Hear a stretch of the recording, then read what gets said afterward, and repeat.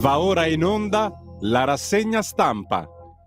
Cioè, non è che ti stai viziando troppo, qui ogni mattina vuoi sentire l'odore del napalm, quindi prepari l'atmosfera della rassegna stampa variniana. Buongiorno, Francesco in regia, buongiorno cari amici vicini e lontani, Sammy Varin è qui anche quest'oggi. Sentite?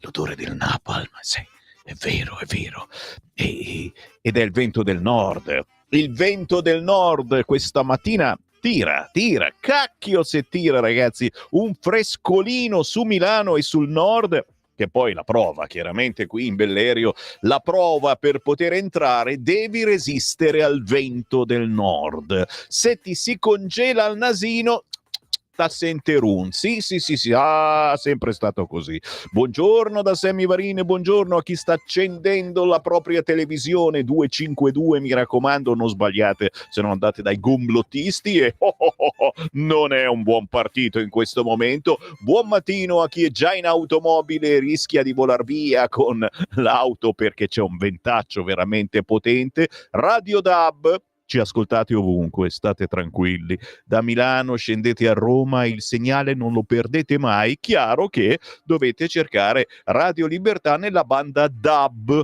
della vostra autoradio. Non siamo in FM, bisogna cliccare DAB e poi cercare, perché siamo in ordine alfabetico, quindi radio e poi Libertà. Buon mattino a chi ci segue semplicemente dal computer di casa o dell'ufficio andando sul sito radiolibertà.net e naturalmente buongiorno soprattutto a chi ci ascolta dai social quando non parlo di vaccini, e anche oggi sicuramente ne parlerò perché leggo la prima pagina della Verità. Non ci bloccano quasi mai, come no, su YouTube e sulla pagina Facebook di Radio Libertà, nonché anche sull'importante pagina Facebook di Lega Salvini Premier. Il buongiorno si sente dal Varin, ma naturalmente si sentirà tra poco anche dai vostri messaggini. Aspetta che avvio la macchinetta, perché la mia rassegna stampa viene commentata in tempo reale da voi, cari ascoltatori vicini e lontani, inviando un messaggio al 340 6709 659, lo ripeto per i nuovi ascoltatori, 340 6709 659. Potete già inviarlo a quest'ora, non svegliate nessuno, come ha fatto certamente il buongiorno anche per il nostro Giulio Cainarca che avete sentito prima di me, e poi naturalmente le repliche della notte che vi tengono compagnia per chi non dorme e vuole sentir parlare. C'è già Claudio Borghi Aquilini in pista questa mattina alle 9:40. Ci sarà la sua trasmissione 20 minuti di Claudio Borghi Aquilini, che ci ha scritto: oggi giornatina, prima audizione con il simpatico Mario Draghi che torna in Parlamento a spiegare il suo interessante piano, con la faccia che guarda per aria triste. Poi comunicazioni del presidente Meloni prima dell'Eurosummit, in discussione generale per la Lega risponderò anch'io. Bene, allora speriamo di riuscire a contattarlo alle 9:40 tra i 1000 impegni del senatore della Lega, chissà mai che trova spazio anche Radio Libertà. Intanto, dove vado? Sì, perché io scherzavo sull'odore del napalm, ma purtroppo è tutto vero, cioè se da una parte, allora vi faccio vedere in generale quelli che sono i titoli dei quotidiani oggi in edicola, che sono molto belli, molto importanti, insomma, il Corriere, tregua a Kiev, ore decisive, la Repubblica, il giorno della verità, la Stampa, Trump, pace mai così vicina. Il Fatto Quotidiano, Trump chiama Putin terre, energia, Crimea.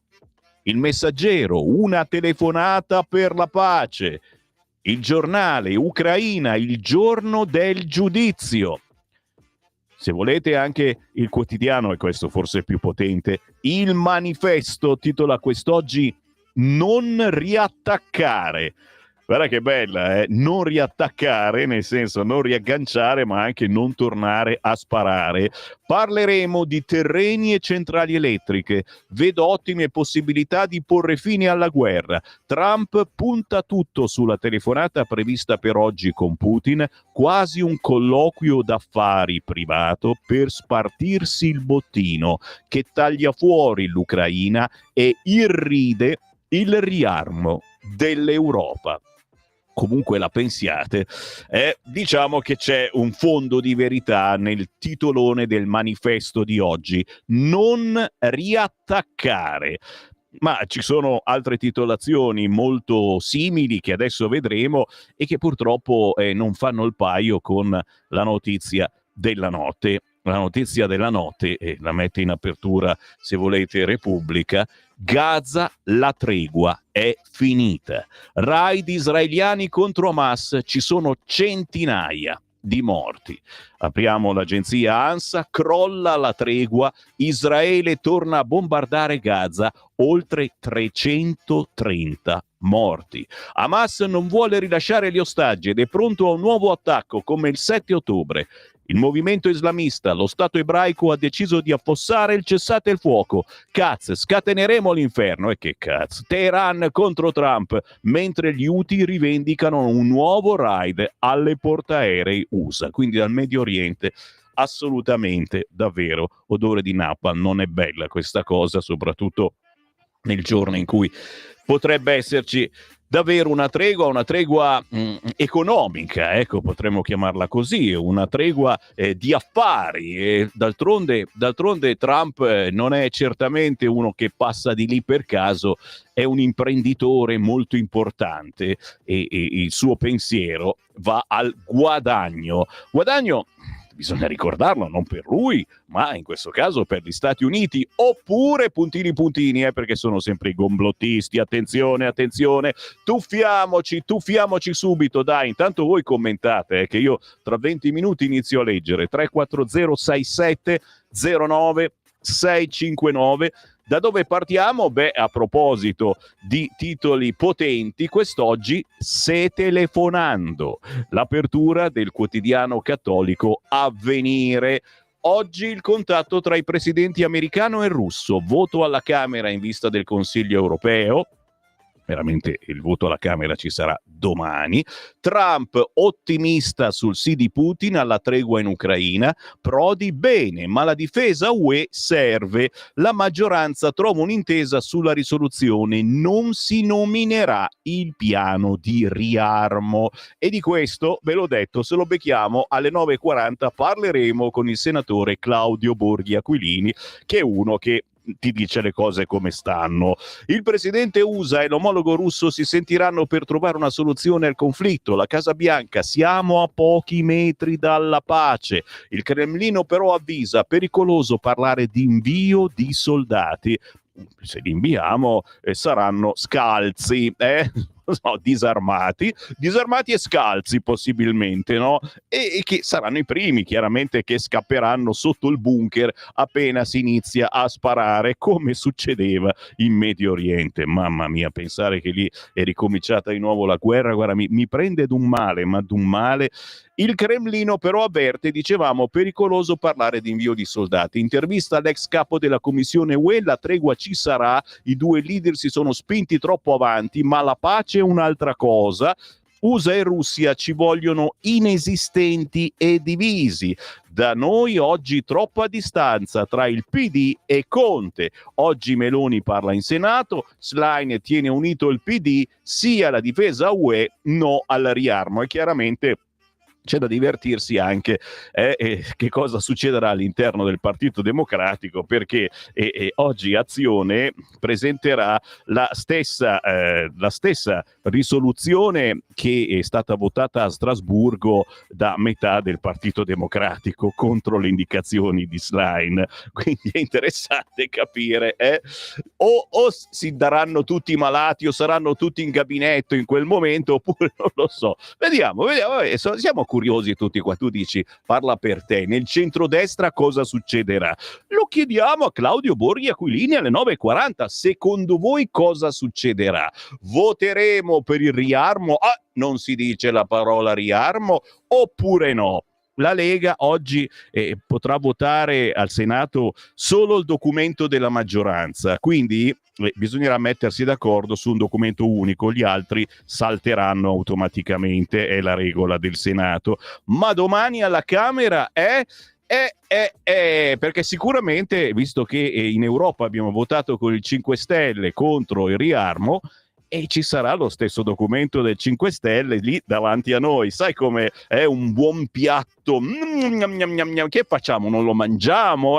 Si scherza naturalmente, ma poi ne parliamo con Claudio Borghi, ma soprattutto voglio sentire il vostro parere, voi che state facendo colazione con pane politica, ecco il biscottino politico, e datelo un po' anche a Sammy Varin sto biscottino, voi lo volete mangiare tutto quanto voi. 340 67 09 659 per inviare il vostro biscottino politico a Sammy Varin. Te sei proprio scemo, Corriere della Sera. Sul Corriere oggi c'è il Papa che è morto, però scrive, è un morto che scrive, è una roba nuova questa. La lettera dall'ospedale, il Papa scrive: disarmiamo la terra, di Francesco, è proprio così, è l'articolo di Francesco. Caro direttore, in questo momento di malattia la guerra appare ancora più assurda. La fragilità umana ha il potere di renderci più lucidi rispetto a ciò che dura e ciò che passa, a ciò che fa vivere e ciò che uccide. Forse per questo tendiamo così spesso a negare i limiti e a sfuggire le persone fragili e ferite. Hanno il potere di mettere in discussione la direzione che abbiamo scelto, come singoli e come comunità. Bella la riflessione in apertura della lettera che Papa Francesco ha scritto al Corriere della Sera. Di spalla parla il segretario di Stato Vaticano. Parolin, dimettersi? No, non se n'è parlato. In centropagina e naturalmente anche sul Corriere, tregua a Kiev, ore decisive. Ma c'è anche il suicidio di Andrea Prospero, 19 anni, lo studente di Chieti trovato morto a Perugia il 29 gennaio scorso. Prendi le pillole, arrestato un 18enne. Tra le segnalazioni in prima pagina sul Corriere, il comandante Padrone, la vigile uccisa e il contratto di sottomissione sessuale. Tra la vigile Sofia Stefani, uccisa con un colpo alla testa nella centrale di polizia municipale di Anzola il 16 maggio 2024, e Giampiero Gualandi, l'ex comandante accusato di omicidio, ci sarebbe stato un contratto di sottomissione sessuale nel quale il 64enne si definiva padrone che sulla schiava può tutto. La difesa dice gioco erotico copiato da un libro. Ancora sul Corriere un'altra tragedia, questa volta sulla D'Amello, nuova valanga, sci alpinista morto in Trentino. Il Corriere si risveglia riguardo Totti, arriva tardi, ma il caffè di Massimo Gramellini è martedì, d'altronde scrive tutti tranne Totti. Chissà cosa avrà pensato il buon Totti nel vedere i cartelloni pubblicitari con la sua gigantografia e lo slogan in cirillico: l'imperatore sta arrivando nella terza Roma. La terza? Ho sempre giocato titolare nella prima, ti pare che all'età mia mi rimetto a fare la gavetta? Gli sarà scappato, e giustamente. Invece per i russi la terza Roma è Mosca. La seconda era Costantinopoli, la quarta un cantiere che finirà tra un paio di giubilei, dove l'8 aprile Totti dovrebbe essere ospite di un premio organizzato da un sito di scommesse. Quindi Totti va a Mosca. Ora, sarà che la parola boicottaggio mi ha sempre dato l'orticaria, come la parola scommesse peraltro, ma pur pensandola su Putin diversamente da Capitan Salvini, e ti immagini se non ci tiravano in ballo, non me la sento di unire la mia flebile voce al coro di chi esorta il capitano, quello vero, a disertare l'evento perché si svolge in territorio nemico, e non solo per la banale ragione che non considero i russi in quanto tali miei nemici, e che mi sembrerebbe di infiere infierire. Ma come? Pupo sì e il pupone no? Conte, non mi riferisco all'allenatore, a Mosca ci andrebbe di corsa, magari facendo il giro largo da Pechino e senza neanche pretendere di farsi precedere da cartelloni imperiali. Ma la lista dei potenziali turisti della democrazia è lunga e accidentata come un ragionamento del professor Orsini. Se non ci vanno è solo perché nessuno li invita. Ma allora che senso ha impuntarsi proprio su Totti, che al massimo salirà sul palco per raccontare una barzelletta su se stesso? Ditemi se non è invidia questa. Così oggi Massimo Gramellini sul Corriere, nel suo caffè di Gramellini. Cambiamo giornale? Sì. Anche perché oggi il Corriere ne è pieno di notizie da tirarvi addosso, e dopo ve le tiro. Vado sul Fatto Quotidiano. Cosa ci siamo fatti quest'oggi? Trump chiama Putin, terre, energia, Crimea, pace vicina. Oggi la telefonata decisiva USA ottimisti. Callas scaricata, i due presidenti badano al sodo sulle due future Ucraine. L'Unione Europea vuole un posto a tavola e la Aston, che chiede altre armi, resta sola. La Premier chiama e zittisce il vice. Oggi il Consiglio UE. Meloni prova a mettere in riga Salvini, mozione senza piano Ursula, né aiuti a Kiev. Vedremo anche su altri giornali come metteranno d'accordo la Lega con il resto del centrodestra. Andiamo sul giornale. Oggi telefonata Trump-Putin, Ucraina, il giorno del giudizio. Donald e lo zar si confrontano su territori ed energia. Fine della guerra mai così vicina. Washington pronta a riconoscere la Crimea russa. Meloni nel pomeriggio parla al Senato, la difesa europea insieme alla NATO. Vedete che tra i titoloni nessuno parla, silenzio, che alle 10 interverrà al Senato Mario Draghi. Chissà come mai, ma ti giuro, ma neanche all'interno c'è proprio un trafilettino piccolo sul giornale. Ma come mai non se ne parla? La manifestazione pro Europa invece, senti qua cosa scrive il giornale: sinistra a scrocco in piazza. Paga il comune di Roma. Sì, una piazza per l'Europa è stata a spese dei romani. Il comune di Roma, guidato dal sindaco PD Roberto Gualtieri, ha finanziato la kermesse di sabato pomeriggio in Piazza del Popolo, promossa da Repubblica, frontman Michele Serra. Dan, da, da, dan. Vado su un altro giornale, poi penetro, state tranquilli che penetro, è come se entro dentro, come devo dire, vado, approfondisco, ok.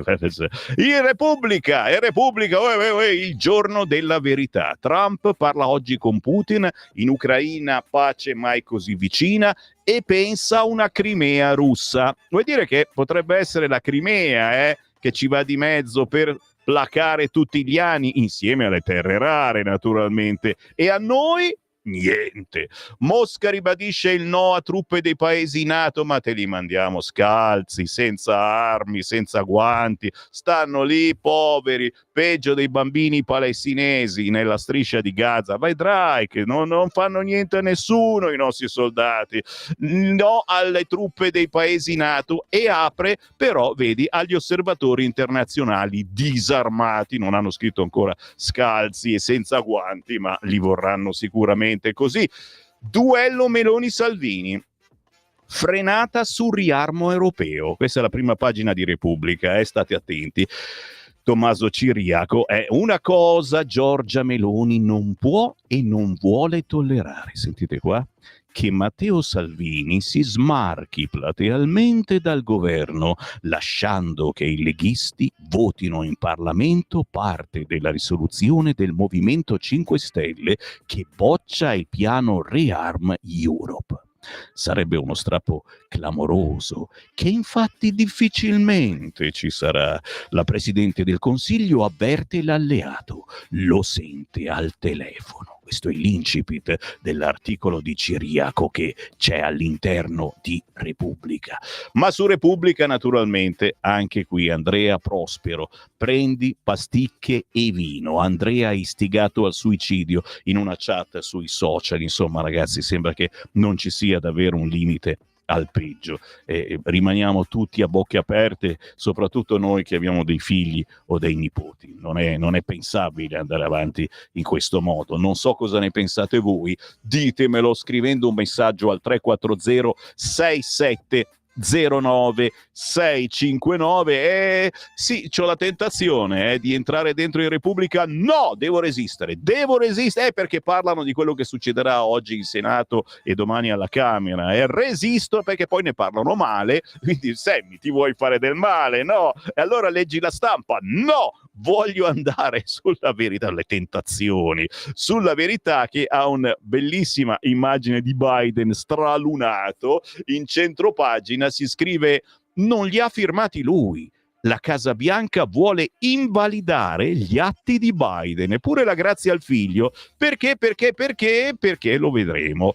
Come volevasi dimostrare dopo il fate presto, le armi sono i nuovi vaccini. Berlino, che ne sarà di gran lunga il maggior beneficiario, dà il via libera all'acquisto congiunto di materiale bellico. Uno schema già visto in azione durante la pandemia, con le trattative opache tra Bruxelles e la Pfizer, che hanno comportato spese folli e sprechi. Oggi la telefonata tra Putin e il tycoon, mai stati così vicini a chiudere la guerra. Maurizio Belpietro e il suo editoriale si intitola La doppia morale, ma con i tagliagole islamici l'Unione Europea diventa dolce. Ancora sulla Verità, la tassa von Truppen colpisce anche i mutui. La massa di denaro che il duo Ursula Merz vuole investire per la difesa determinerà un effetto inflattivo capace di cambiare la politica della BCE. Infatti gli indici dei tassi per i prestiti hanno già cominciato a salire. Segretaria del PD nel mirino dell'elite, non è abbastanza allineata, partito il conto alla rovescia per la Schlein, scrive sulla Verità quest'oggi Francesco Borgonovo. E per fortuna che sono scesi in piazza tutti insieme per unirsi attorno alla bandiera europea, e per fortuna poi che grazie ai media, e qui mi appare una pubblicità, chi l'ha chiamata, chi te vuole, via, che grazie ai media, amici, sono riusciti a vendere la manifestazione di sabato scorso come un enorme successo. Fatto sta, insomma, che stanno volando ancora gli stracci all'interno del PD. Ancora ieri in TV abbiamo visto determinati rappresentanti che si arrampicavano, cercavano vetri dappertutto dove arrampicarsi. Ma tant'è. Molliamo la Verità, certo, per par condicio vado anche sulla Stampa, dai, per chi m'avete preso? Trump, pace mai così vicina, titola oggi il quotidiano La Stampa. Il commento di Domenico Quirico: perché sta diventando una guerra fredda 4.0, ma in centropagina sulla Stampa c'è la Guantanamo di Donald. Rasati, incatenati, mostrati sui social, gang venezuelana deportata contro il no dei giudici. Certo che solo a leggere gang venezuelana dici, ma che cosa ne facciamo di una gang venezuelana? La mettiamo lì nel Borotalco? Ma misteri. Sparizioni. La sinistra divisa. Siamo di stampa sulla stampa, di Stimpalla, show. Piano von der Leyen. Le critiche di Schlein, Zagrebeschi: in Europa si parla troppo di armi. Ma gli hanno dato il permesso di mettere sto articolo sulla stampa. L'intensità della critica al piano di riarmo UE tiene in bilico il PD. Paura! I più vicini a Elly Schlein, a cominciare dai capigruppo Chiara Braga e Francesco Boccia, sono decisi a scrivere una risoluzione. Andiamo. Andiamo da Mattia Feltri, mamma mia, afflato divino. Ve lo devo leggere il buongiorno? Sì, perché si parla di Lega, sinceramente girano le balle. Mi girano le balle, ragazzi. Cosa vuole stavolta? Cosa vuole Mattia Feltri oggi sulla Stampa? C'ho 4 minuti.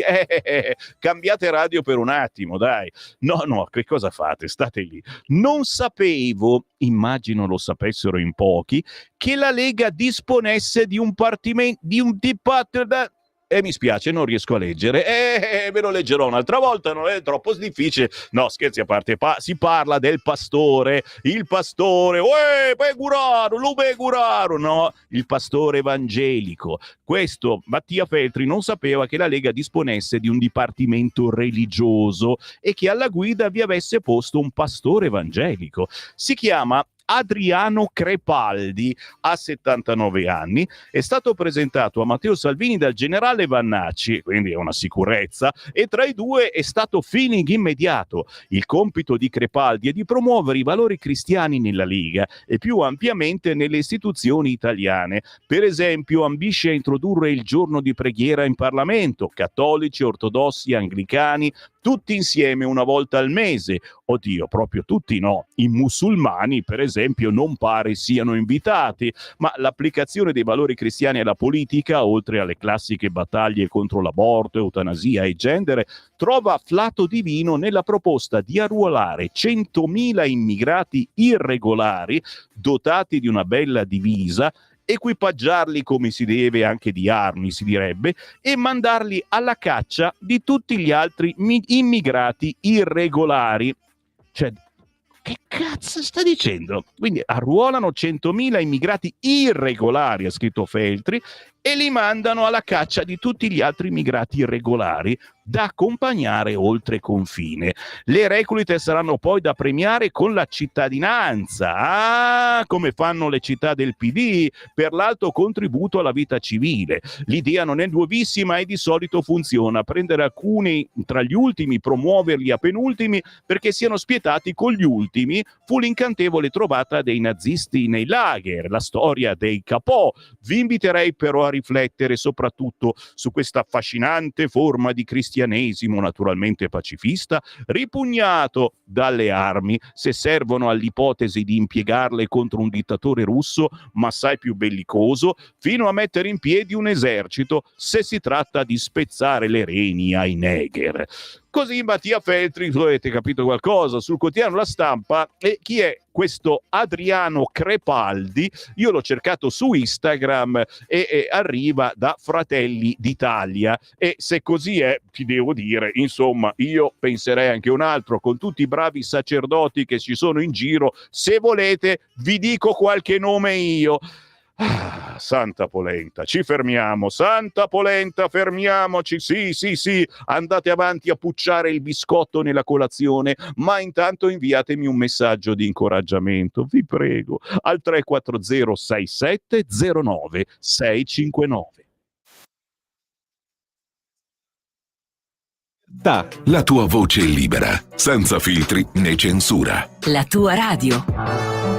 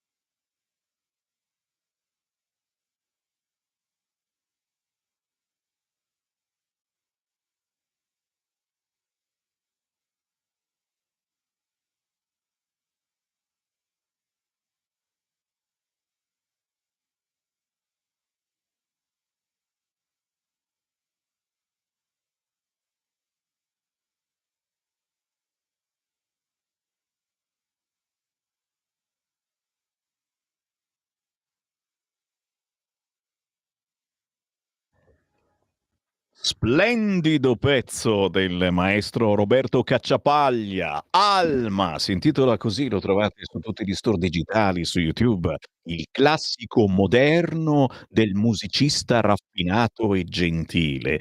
Roberto Cacciapaglia è un pezzo eseguito dal vivo la scorsa estate presso il Parlamento scozzese, un inno alla natura, agli elementi, al sole, alle stelle, all'universo, alla bellezza interiore ed esteriore. La tournée di Roberto Cacciapaglia parte da Milano il 25 di questo mese. Abbiamo ascoltato Alma, come ogni mattina intorno alle 8 ascoltiamo un pianista o comunque un musicista tutto strumentale. Ricordiamo che nella rassegna stampa, tra virgolette, di Sammy Varin, ogni mezz'ora c'è una pausa musicale indipendente. Ciò vuol dire che andiamo a beccare artisti assolutamente sconosciuti a livello nazionale e internazionale. E infatti Roberto Cacciapaglia, l'avete mai sentito? È importantissimo, ma è assolutamente di nicchia. Un po' di messaggi WhatsApp al 340-6709-659, vediamo dove ci portano gli ascoltatori. Gio da Venezia, che spettacolo meraviglioso l'altro giorno in Piazza del Popolo in quel di Roma. Si sono riunite tutte le falangi dei fascio-europeisti, dei no-pax, pronti alla pugna al seguito della marescialla von der Kacchen, Augias, Calenda, Vecchioni, Giovanotti e compagnia bella. Hai dimenticato Guccini, grandissimo. Tutti con il loro bravo elmetto, pronti a versare il sangue per la patria mainstream. Altro che quelli smidollati ucraini, ora i russi avranno veramente del filo da torcere. Buongiorno, buongiorno. Volevo segnalare che sotto la rassegna stampa c'è un sottofondo musicale. Francesco, cosa mi hai mandato in onda? Ma c'era un sottofondo musicale. Ma guarda questi ascoltatori attenti. Bravo, bravo ascoltatore che te ne sei accorto della mia base, perché la mia rassegna stampa dalle 7:30 alle 20 è anche una base strumentale che vi dà un po' di ritmo. Sveglia, sveglia, sveglia, sveglia. Là là! Volete addormentarvi? Volete che la mia rassegna stampa sia così? Ecco, leggiamo un altro titolo. Sveglia! Giù dalle brande! Andiamo avanti, andiamo avanti. Buongiorno. Si parla solo quando Israele bombarda, mai degli attacchi giornalieri di Hamas. E quello è vero, però ti dico la verità che io una giornata bella come questa, perché aspettiamo tutti la telefonata, siamo qui che guardiamo il telefonino, vediamo se chiama anche me, la chiamata Trump-Putin, e vedere dalle agenzie, non le trovate sui quotidiani queste notizie, che è crollata la tregua, Israele è tornata a bombardare Gaza, ci sono oltre 330 morti, moltissimi bambini. Ti dirò, io ci sono rimasto male, poi probabilmente sono io che mi sto comunisticizzando, amassizzando, dici che è una malattia grave, io ci sono rimasto male, poi voi mi dite come vi siete rimasti e lo dite e me lo scrivete 340 6709 659. Per come la penso io, i 330 morti a Gaza sono 330 terroristi in meno. Bene così, scrive Marcello di Ostia. Hai visto? Che cavolo, basta saperlo. Buongiorno, speriamo che la Lega continui a votare no, che non ceda la Meloni, altrimenti sarà poi dura per loro, non saranno più affidabili come quando andarono con Draghi al governo. Vero, vero. E l'abbiamo pagata di brutto questa cosa con Draghi al governo, anche se non ci fossimo andati, probabilmente in quegli anni ne sarebbero successe di cose peggiori. Caro Prodi, ma non è ora che tu ti tolga dai coglioni, che di guai ne hai fatti tanti? Non ho capito cosa c'entra Prodi, perché è Draghi che oggi parla. Forse ho detto Prodi, spero di no, ragazzi. Sammy, buongiorno, buongiorno radioascoltatori, Radio Libertà, cambiando disco disco Riba, ho una domanda. Se per caso mi mandano in galera i miei condomini perché sono leghista, volevo sapere se potrò sentire dalle quattro mura tetra e scura la rassegna stampa alle 7:30 col grande sempre sveglione che fa Drin Drin. Caro Stefano, stai tranquillo, ma cerca di non tenerla troppo alta, perché io già urlo, se poi tiri pure alto il volume della rassegna stampa disturbi anche in carcere, e mettiti gli auricolari, barbon, basta con i gatti, via! Questo ha sentito la cavalcata delle Valchirie prima, ha sentito l'odore del napalm, poi c'è il vento del nord, metto su anche la canzone dei Nomadi o quella di Sergio Borsato, eccetera, e poi sono arrivati i gatti, miau, miau, alle 7:28, vanno sempre in onda i gatti di Rossini. Se non sapete cosa siano, andate avanti a non saperlo. Sammy, l'unico Feltri leggibile è Vittorio, ci scrive Silvio da Torino. E poi è uno schiaffo al popolo italiano portare il drago dittatore in Parlamento. Lascia perdere i giornalacci odiatori del popolo italiano, spedirli su Marte per accendere i camini dei marziani. Bene rispedire qualsiasi gang a casa sua. Sì, ma anche oggi sull'Unità, adesso ve la leggo, oh mamma mia, i poveri delle gang che sono venduti, il feltrino usiamolo sotto le gambe delle sedie, i sinistri sono ben peggio dei nazisti, gli evangelisti lasciamoli ad addestrarsi tra loro o a far lezione al feltrino. Oh ragazzi, e cos'è che avete mangiato per colazione? Beh, allora, come compendio vado proprio sul quotidiano L'Unità. Se proprio vogliamo istigare alla violenza verbale naturalmente, è al 3406709 Ciapalchi, il titolo del quotidiano L'Unità. Dove vado? Vado di qua o vado di là? Perché sia di qua che di là. Partiamo dai migranti venezuelani venduti a El Salvador. Guarda di qua. Se questa è l'America, meglio Maduro. Questa foto è il fermo immagine di un filmato che documenta la cattura, la tortura, la schiavizzazione e la deportazione di un gruppo di immigrati venezuelani dagli Stati Uniti al Salvador. Un giudice aveva proibito la deportazione, ma Trump ha ignorato l'ordine del magistrato e si è appellato a una legge del 1798 che permetteva la deportazione di cittadini di paesi nemici che minacciano il territorio degli Stati Uniti. I prigionieri sono stati fatti inginocchiare, sono stati rasati a zero. E cosa c'è? Anch'io sono rasato a zero. Allora, ammanettati mani e piedi e poi spinti da alcuni energumeni, guardie, a camminare piegati a 90 gradi quasi in ginocchio. Una vergogna che ha violato tutte le leggi degli Stati Uniti e il diritto internazionale, che fa ricordare a tutti noi i tempi in cui negli Stati Uniti c'era ancora la schiavitù, debellata dal repubblicano Lincoln quasi 2 secoli fa. Il presidente Trump ha lui stesso diffuso il filmato, dichiarandosi orgoglioso e ringraziando il Salvador. Secondo voi, se l'America è questa schifezza, tra l'America e Maduro, non è meglio Maduro? Si chiede oggi il direttore del quotidiano L'Unità, fondata da Antonio Gramsci, ma su alcuni quotidiani c'è scritto che è una gang venezuelana, che hanno come se noi beccassimo le nostre gang. Sì, tu dici no, le nostre gang non gli facciamo niente, tranquillamente, assolutamente, poverini, sono i figli del barcone, arrivano da guerra. Siamo ancora sull'Unità. Sammy Varin oggi ci va giù pesante. Sansonetti, cosa mi regali se ti leggo anche l'altro titolo? Scherzo, naturalmente. Maggioranza spaccata sul riarmo scritta in rosso. Sì alla guerra, ma non si deve dire. Incertezza sulla prova del voto in Parlamento. Tajani è ottimista, scrive David Romoli sull'Unità quest'oggi. L'accordo su una risoluzione unica nella maggioranza si troverà come si è sempre trovato. Il capogruppo della Lega al Senato Romeo condivide la rosea visione. Siamo a buon punto, la sintesi si sta trovando. Entrambi alludono ai testi che saranno votati dopo le comunicazioni della Premier sul prossimo Consiglio europeo, oggi al Senato, domani a Montecitorio.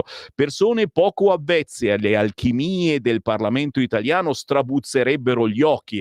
Com'è possibile trovare la sintesi tra chi la pensa non diversamente ma all'opposto, non su una materia periferica e trascurabile, ma sul piano di riarmo europeo proposto da Ursula von der Leyen, il piatto forte, ma che fortissimo del Consiglio europeo di giovedì e venerdì, una bazzecola che riscriverà per intero il DNA dell'Unione Europea.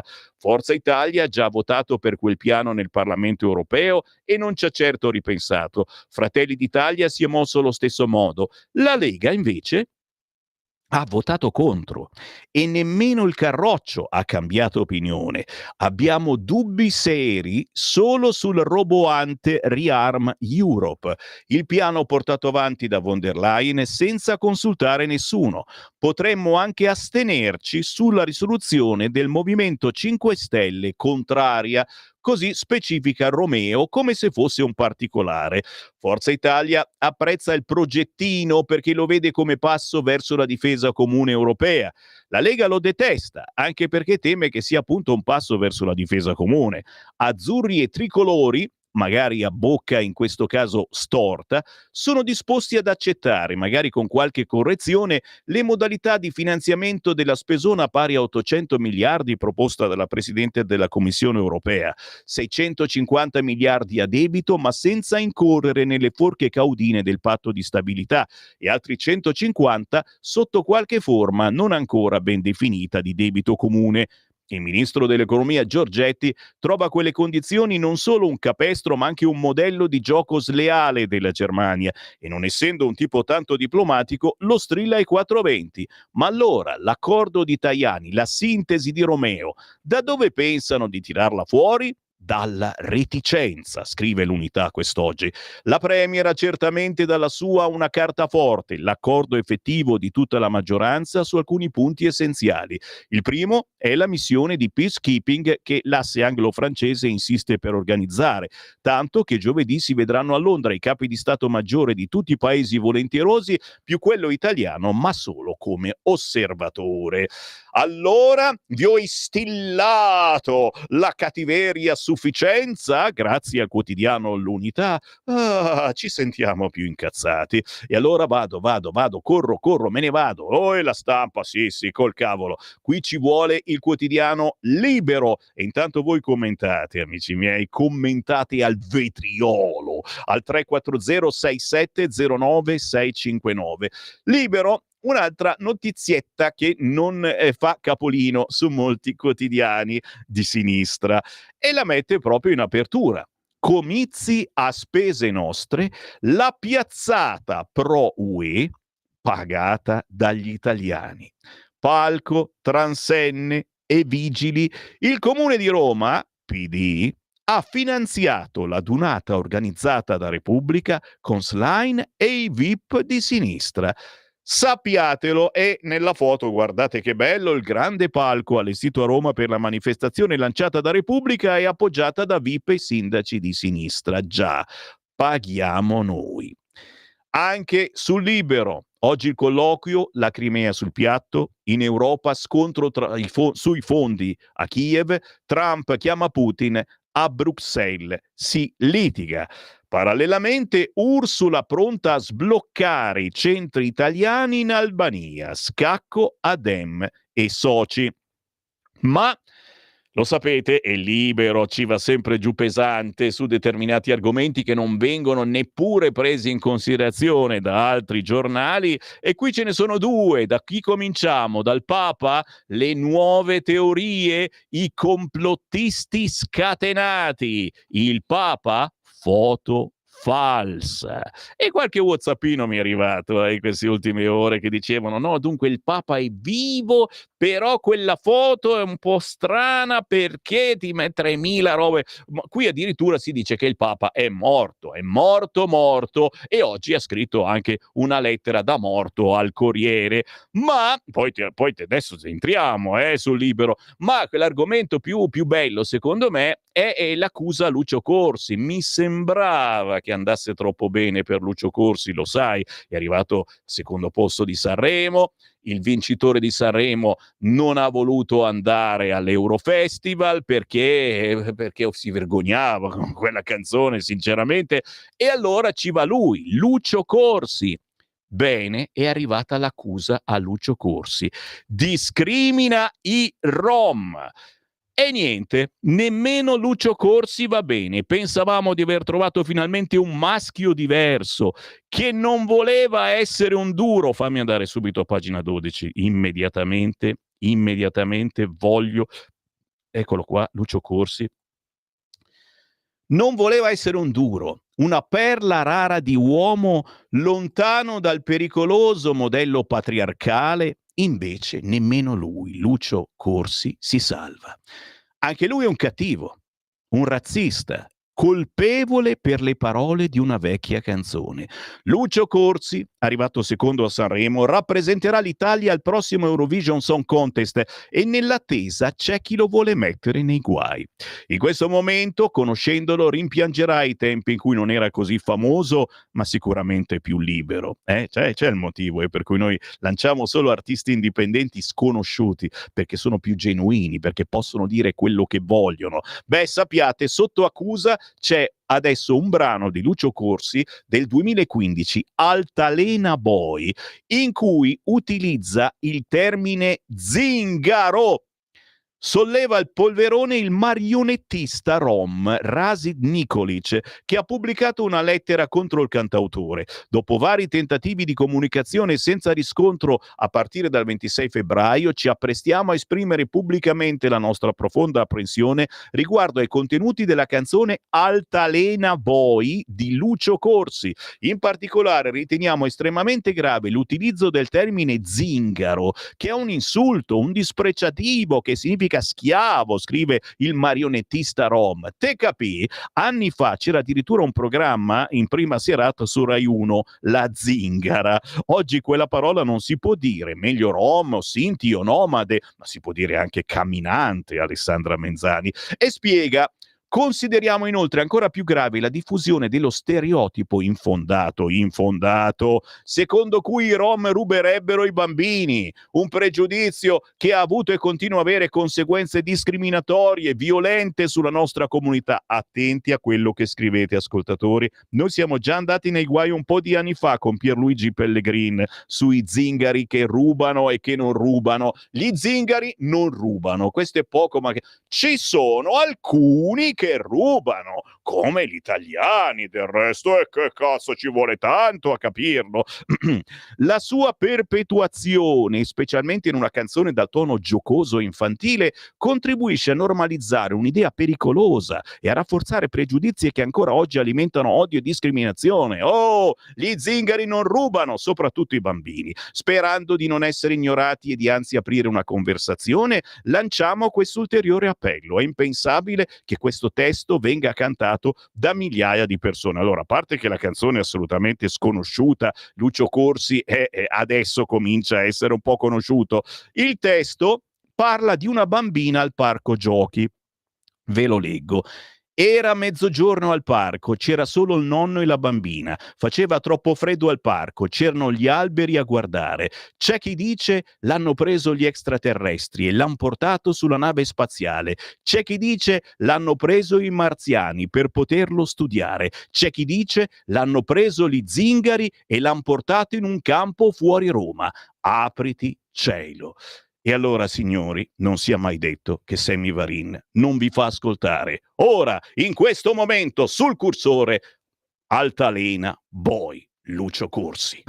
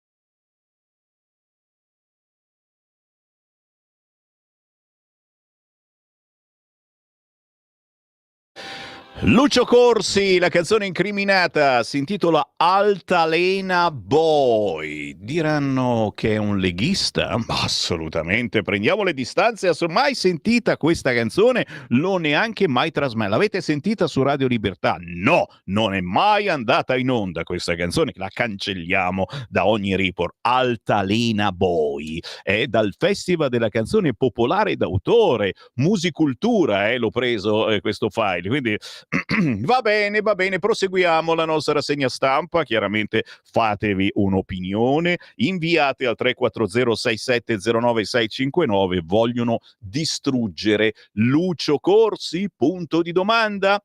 Dove vado? Sono le 8:24. Mamma mia, stanno arrivando una miriade di WhatsApp. Tra poco vi leggo qualcosa. E allora andiamo sul Corriere, perché il Corriere oggi è importante in quanto ha ricevuto la lettera del Papa morto. Ma a proposito della lettera del Papa morto, allora non vi vado più neanche sul Corriere, ma prima ritorno sul quotidiano che oggi la spara più forte, cioè proprio ancora Libero, che dopo aver parlato dell'accusa per il povero Lucio Corsi di discriminare i Rom, e parla anche del Papa. Eccola qua. Complottisti scatenati, la foto del Papa è falsa. Bollettino dal Gemelli, piccoli miglioramenti, ma la foto non è di adesso. Messo in posa sui social le analisi dello scatto per etichettarlo come un fake. Il Vaticano che giustifica la mano gonfia per la poca mobilità. Ma c'è un TikToker che poi è stato anche intervistato dalle Iene, che dice che è morto il 15 febbraio 2025 il Papa. È stato mandato un audio a Piazza San Pietro che secondo me è stato fatto con l'intelligenza artificiale. Sono stato accusato di essere un complottista, ma smentisco tutto. Io lo faccio con sentimento per il Papa perché voglio sapere la verità. È sparito da un mese, ha dichiarato Bombolino, secondo cui la foto non è attuale ma vecchia. Inoltre ha definito surreale ciò che sta accadendo, ricordando che Giovanni Paolo II si affacciò alla finestra del Gemelli facendosi vedere, mentre Bergoglio no. E insiste, lui vuole un video concreto per ricredersi. Bombolino è un influencer di TikTok. Cosa mi guardi? Bombolino. Va bene, no, ritorno sul Corriere, giustamente, perché il Papa è morto, il Papa è vivo e il Papa però ha scritto una lettera, eccola qua, te la faccio anche vedere, Bombolino, Caro direttore, desidero ringraziarla per le parole di vicinanza, eccetera, eccetera. È una lettera proprio firmata, c'è la firma del Papa, una nuova linfa contro la guerra di Francesco. Si titola proprio così e si firma proprio così il Papa, che ha scritto al direttore del quotidiano Il Corriere. Ma io vado avanti perché tanto non è vera, ma chissà chi l'ha scritta quella lettera. Vado avanti e girando le pagine, Trump-Putin, il giorno del colloquio, parleremo di territori ed energia, si scrive sul Corriere. La Casa Bianca valuta di riconoscere la Crimea come territorio russo. Lorenzo Cremonesi, visto da Kiev la grande paura ucraina, un'intesa USA-Russia e noi pagheremo il conto, il rischio di essere penalizzati e di perdere pure Odessa, visto da Kiev. Chiaro che, visto qui dall'Italia e dall'Europa, ci sono i volenterosi, state tranquilli, vagliano il piano B per la forza di pace, allargare ad altri partner e dare più peso a chi? Alla Turchia di Erdogan. Mamma, i turchi potrebbero essere Australia e Nuova Zelanda a fornire soldati. Intanto in Ungheria la proposta del partito di Orbán, vietare il Pride. Zitti, non commentate, grazie. Giro canale per dire, giro pagina.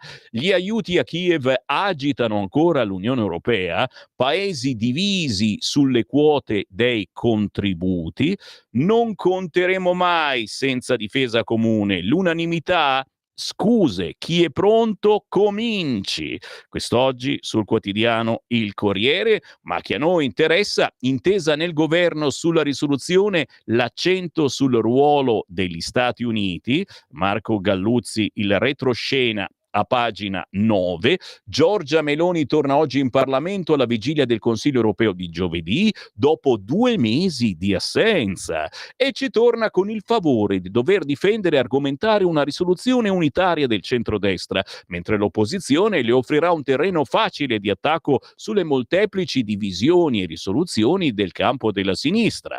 La risoluzione del centrodestra, dopo giorni di fibrillazione tra la Lega e gli alleati, sembra infatti che alla fine sia stata limata e definita in modo da mettere tutti d'accordo. La Premier e i suoi vice, Antonio Tajani e Matteo Salvini. Sarà articolata in 12 punti, ma stando alla larga da tutti i temi divisivi, senza citare le iniziative di Francia e Inghilterra sull'ipotesi di un contingente militare europeo. Accontenterà la Lega nel ribadire che l'Unione Europea non ha bisogno solo di un programma che si chiami ReArm, pur approvato dall'Italia in sede UE, piuttosto di un programma più vasto che comprenda anche altri ambiti strategici, per esempio la cyber security. Per la risoluzione, che farà riferimento anche a temi strategici come la competitività europea, la riconversione industriale di settori in crisi, insisterà su almeno 2 parole che mettono tutti e 3 i leader d'accordo: imprescindibilità del ruolo degli Stati Uniti,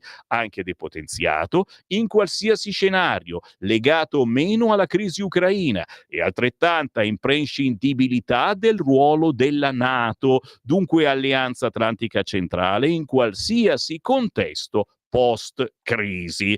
Ci ritorniamo tra poco, perché nello stesso paginone sul Corriere c'è l'intervista al sottosegretario Siri che dice: la Lega è un collante, la quadra si trova ma non si sfora sul debito per armarsi fino ai denti.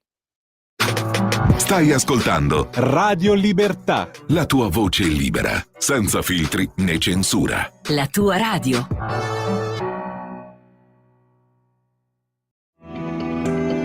Il meteo.it presenta le previsioni del giorno. Colpo di coda dell'inverno sul nostro paese, con venti forti e freddi provenienti da nord-est, temperature in calo e qualche nevicata a quote di alta collina.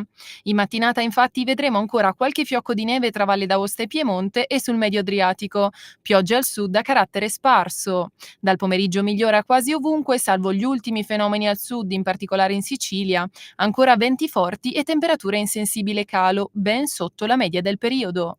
Per ora è tutto da ilmeteo.it, dove il fa la differenza. Tutti i dettagli sulle vostre località nella nostra app. Una buona giornata da Alessandra Tropiano. Avete ascoltato le previsioni del giorno. Lo amiamo perché ci offre sempre le cose più buone e naturali. Linea Alberto Acerbis. Eccoli qua i miei amici di Radio Libertà, buongiorno, la primavera alle porte, si sente il profumo, si comincia adesso a sentirne il profumo. Saluto la regia, saluto i giornalisti, Cainarca, saluto i lucisti, insomma, buongiorno a tutti. Allora, devo togliermi questa mattina, qualche volta succede, un paio di sassolini.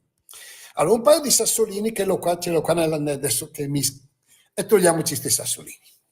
L'olio Acerbis, lo conoscete, c'è chi lo acquista da 25 anni, costa 84 euro. Quest'anno è 2 anni che costa 84 euro, 6 bottiglie da 1 litro, il trasporto non lo pagate. Volete l'analisi chimica dell'olio, ce le chiedete, ve le mandiamo. Le analisi chimico-fisiche, quelle vere, ve le mandiamo. Così le fate vedere all'esperto vicino di casa, c'è sempre un esperto che dice, e ve ne mandiamo 84 euro, 6 bottiglie da 1 litro. Un olio oggi in qualunque supermercato che vedete lì, no? Super offerta, prendi 3 paghi 7, insomma costa intorno ai 12 euro, 11,50 euro, 12 euro. Ma se facciamo anche 11 euro, il nostro costa 14 euro, 3 euro di differenza.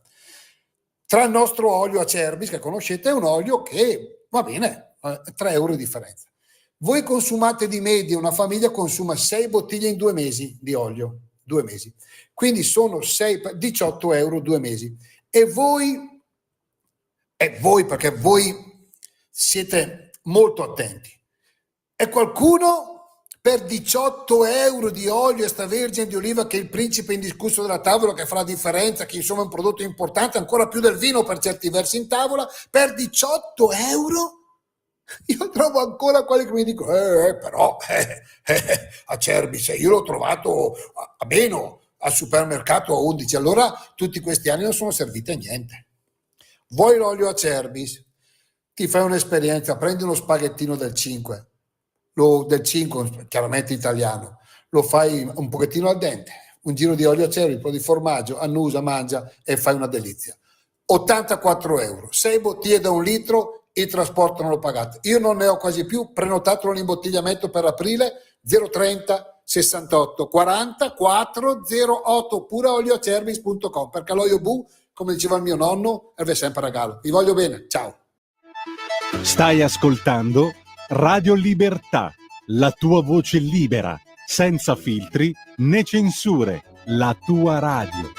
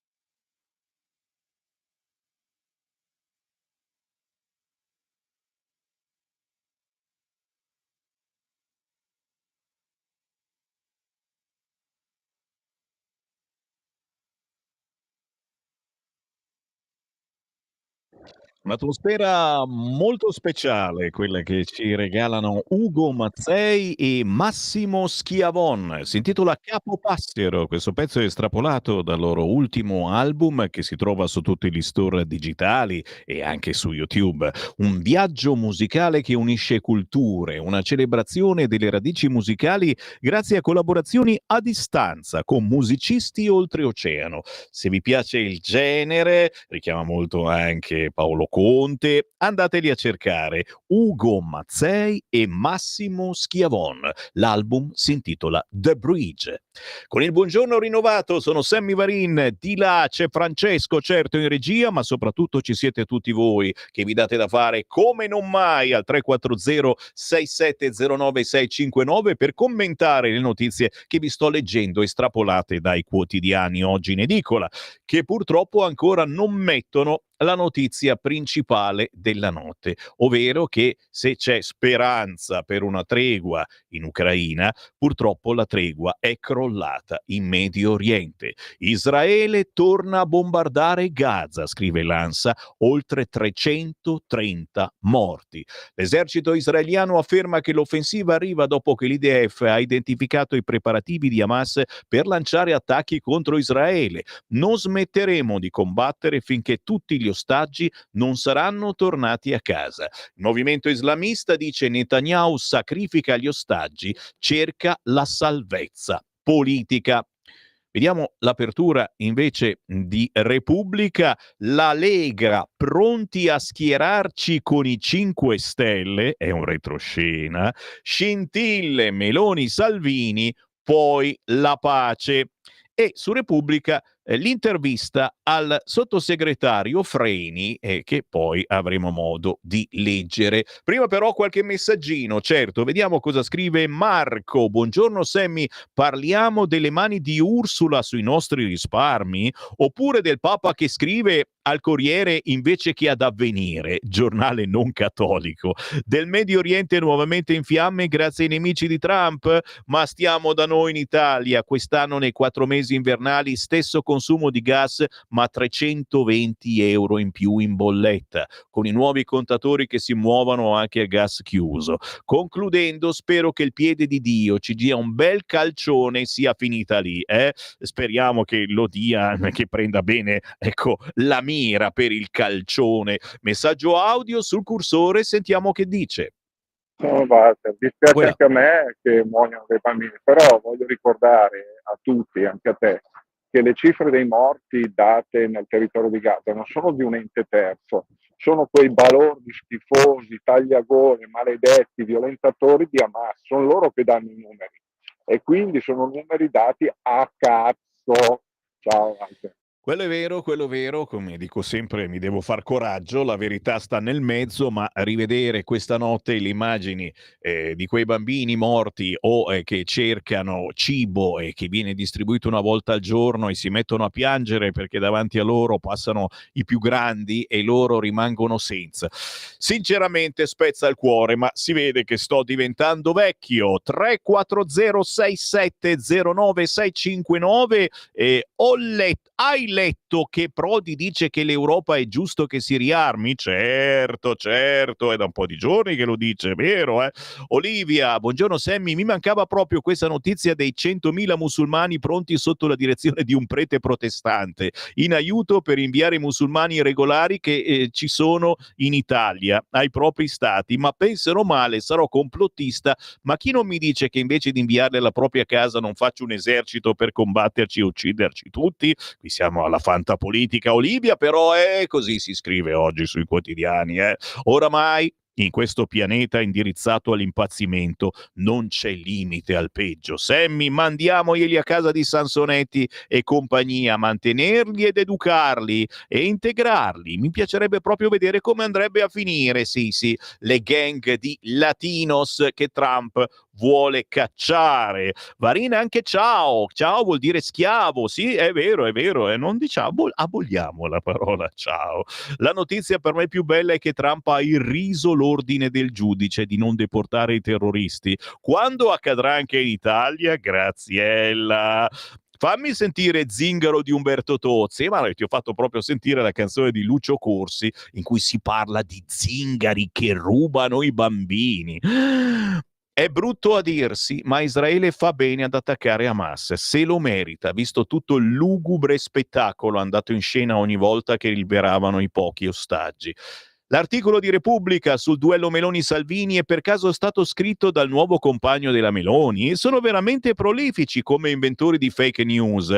E ancora, Mattia Feltri deve posare il fiasco che ormai l'ha svuotato e Claudio Lolli finirebbe sotto i punti, sì, anche gli zingari, com'è che era? Sì, ti giuro, aspetta un attimo, aspetta che Lolli, anche gli zingari, eccoli qua, questa ci mancava. Ho visto anche degli zingari felici, sì, questa me la ricordo e la trasmettevo anche a Radio Italia, non la trasmette più nessuno.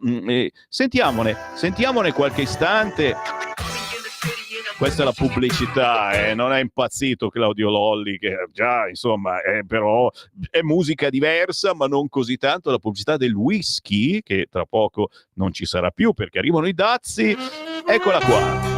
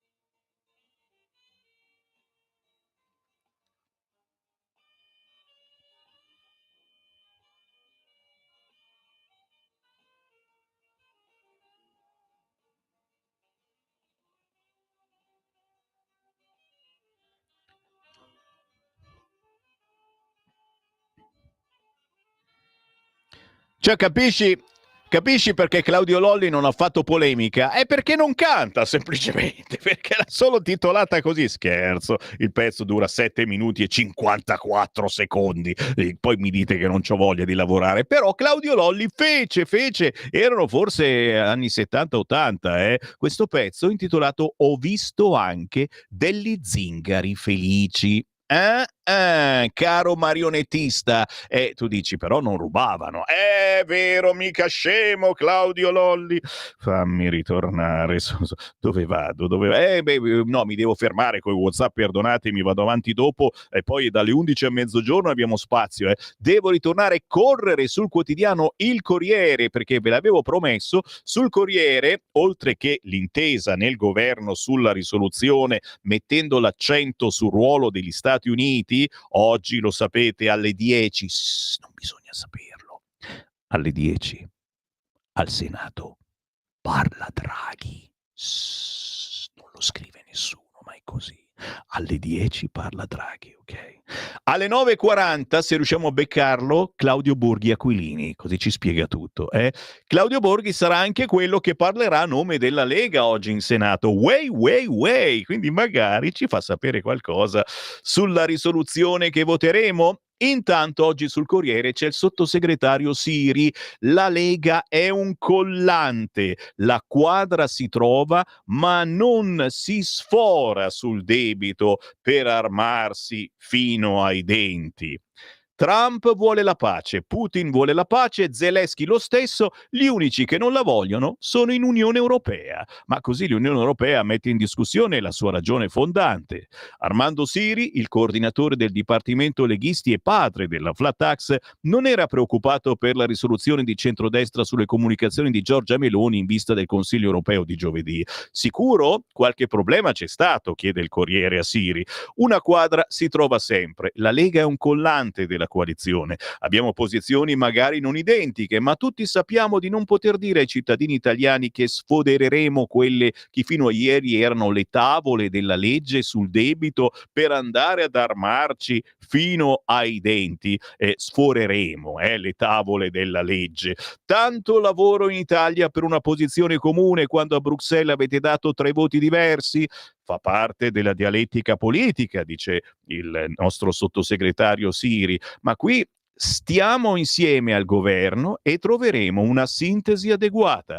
Insomma, niente debito per le armi? Io mi fermo ancora prima e rifletto sulla forma pensiero di un'Europa che già sta fallendo su tutta la linea. Se poi viene abbattuto anche uno dei pilastri fondanti su cui è stata costruita l'Unione, che è appunto la pace, sorge naturale la domanda: che senso ha l'Europa?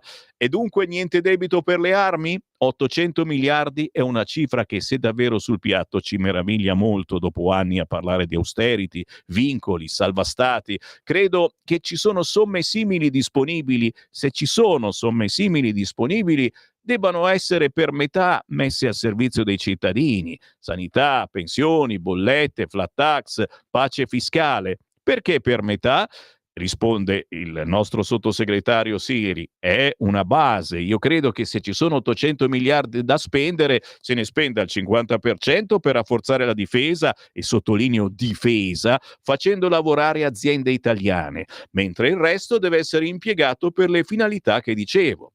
I dazi USA non rischiano di essere un serio problema? Risponde Siri. L'Italia ha tutte le carte in regola per agevolare un negoziato con gli USA. Il governo italiano è nella posizione migliore. È normale che Trump faccia gli interessi del suo paese ed è contrariato dall'atteggiamento di Francia e soprattutto in Germania, attraverso cui è sempre passato il dumping cinese. Meloni sta appunto cercando un bilaterale con Trump, nessuna competizione con Fratelli d'Italia. Un bilaterale Italia-USA può certamente dare risultati migliori che non un Trump von der Leyen, e comunque non penso che le aziende italiane si sentirebbero garantite se a rappresentarle in un momento così difficile fossero Macron e Merz. È possibile che voi votiate la mozione sulla pace del Movimento 5 Stelle? Francamente, non penso, scrive oggi Marco Cremonesi, intervistando il sottosegretario della Lega Siri. Siamo sul Corriere e ci restiamo qualche istante ancora per ricordarvi le nomine Rai, accordo sulle nomine, la Lega perde una testata, ma il Carroccio conquista Rai Cultura. Zurzolo, Forza Italia al posto di Petrecca, Fratelli d'Italia. È il solito magna magna, direte voi. Sì, ma sono sempre gli altri a magnare, grazie naturalmente a voi che la Lega non l'avete votata. Sì, qualcosa ce la danno, ecco, ad esempio i TGR regionali, ci può stare, certamente, visto che noi parliamo sempre di territorio, ci fanno fare i TGR regionali. Torneremo sull'argomento perché sono ancora situazioni svolazzanti. Vado avanti? Eh sì, eccola qua. La prima volta da ex premier, Draghi torna in Parlamento, poi il rilancio del suo piano, scrive il Corriere a pagina 13. L'audizione sul rapporto per l'Unione Europea da 800 miliardi di euro. Stati Uniti, Russia, Ucraina, ma anche difesa comune, transizione energetica, costi dell'energia, intelligenza artificiale, industria europea e decarbonizzazione, crisi dell'automotive e innovazione. Mario Draghi torna in Parlamento alle 10 di questa mattina. L'ex Presidente del Consiglio, oggi consulente speciale della Presidente della Commissione dell'Unione Europea von der Leyen, sarà nella sala Koch del Senato per un'audizione informale alle Commissioni riunite Bilancio, Attività Produttive e Politiche dell'Unione Europea di Camera e Senato. È la prima volta dalla fine del suo mandato a Palazzo Chigi e lo fa per presentare questo suo rapporto sul futuro della competitività europea. Lo chiediamo a Claudio Borghi dopo, ci state? Ok.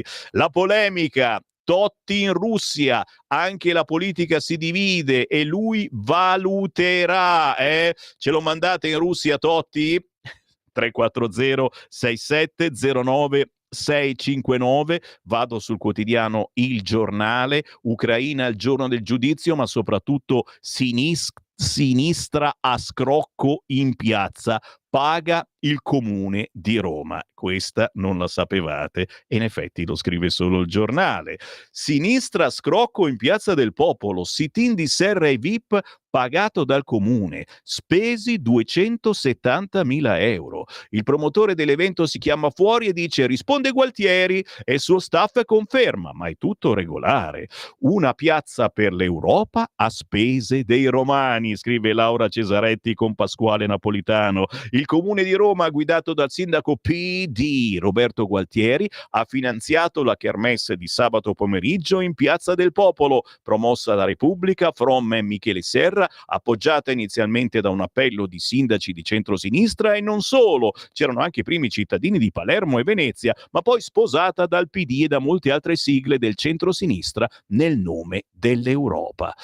Mi fermo, ma oggi avete capito, il quotidiano Il Giornale dice cose interessanti, dice anche armi, acrobazie del PD per stare unito, ma tanti dem guardano ad Azione e 5 Stelle. Franceschini tenta di salvare la segreteria Schlein, base riformista potrebbe votare altre risoluzioni, tant'è che in queste ore il PD si riunisce e hanno una paura boia dalle parti della Schlein che venga votata nuovamente la mozione di Azione, la risoluzione identica a quella di Strasburgo, dove hanno votato metà del PD, e verrà presentata nuovamente oggi al Senato da Azione.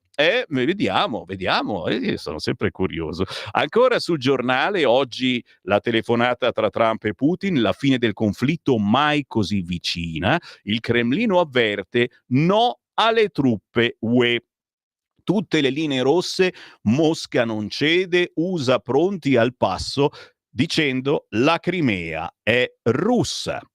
Andiamo sul quotidiano Il Tempo. Il Tempo mette però in centropagina il delitto Poggi, l'arma, il testimone e quegli strani suicidi. L'altra pista di Garlasco. Si riapre il giallo sulle morti sospette nel paesino di Alberto e Chiara. Dai giovani del santuario al pensionato, ecco dove indaga la procura. Aspettando il DNA, l'avvocato Sempio e Stasi sono innocenti. Ma naturalmente sul Tempo la svolta della Commissione UE, l'Unione Europea copia Meloni, Ursula il modello Albania, hub per rimpatri in paesi terzi, decidiamoli stati sicuri. Sui migranti l'Unione Europea copia Meloni e Ursula sposa il modello Albania, hub per i rimpatri in altri paesi, acceleriamo sugli stati sicuri, lettera della Presidente della Commissione ai leader dell'Unione Europea per un nuovo approccio e il PD, che ha sempre avversato la linea Meloni, si trova isolato tra i socialisti europei. Sempre sul Tempo, l'accordo con Lega e Forza Italia, armi sì, ma solo italiane, Giorgia e il patto del governo. Ma all'interno ci sono anche i fondi alla candidata di Più Europa. Wow, wow, wow! Al soldo di Soros, la Lady Pro Cannabis pagata dal Musk rosso. Ci arriviamo tra pochissimo, il tempo del Qui Parlamento. Qui Parlamento.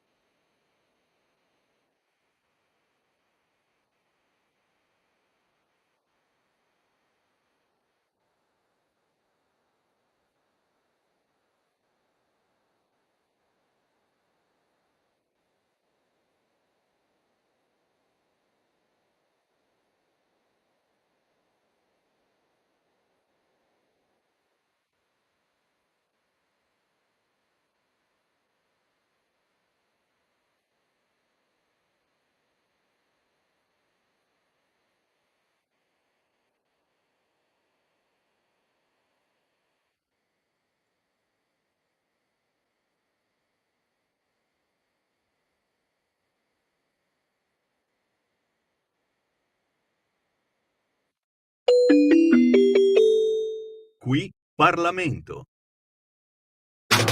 Stai ascoltando Radio Libertà. la tua voce libera, senza filtri né censura. La tua radio. Ladri in casa o in azienda? Prima è meglio che dopo.